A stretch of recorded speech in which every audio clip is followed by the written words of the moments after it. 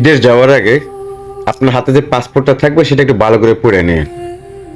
ওইখানে লিখে আছে আপনি যে দেশে যাচ্ছেন কামলা দিতে, সে দেশে আপনি কি কি করতে পারবেন, কি কি করতে পারবেন না, কি কি বলতে পারবেন, কি কি বলতে পারবেন না, পড়ে নিস। আর যদি অশিক্ষিত খ্যাত মূর্খ হস তাহলে তো পড়তে পারবি না। বাপদাদা সদ্য গোষ্ঠীতে শিক্ষিত একটা দৈরা তারে দিয়ে পড়াইস। দেখ আমার পাসপোর্টে কি কি রেজলিউশন লেখা আছে। হ্যাঁ, পড়ে দিচ্ছ তাও ওইসব দেশে গিয়ে, যে দেশে তুই কামলা দিতে গেছ। এখন এআই প্রযুক্তি দেখ, ইন্টেলিজেন্ট ব্রাঞ্চ অনেক স্ট্রং।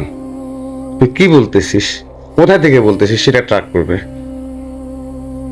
সিম্পল ব্যাপার। দেশটাকে আরো সতলে ফেলাস না। বাংলাদেশ দাঁড়িয়ে আছে প্রবাসী রেমিটেন্সের উপর। তোদের মতো দু চারটা হায়াওয়ানকে গুলি করে মেরে ফেলা উত্তম, কারণ তোরা দেশের জন্য সবচেয়ে বড় ক্ষতিকর।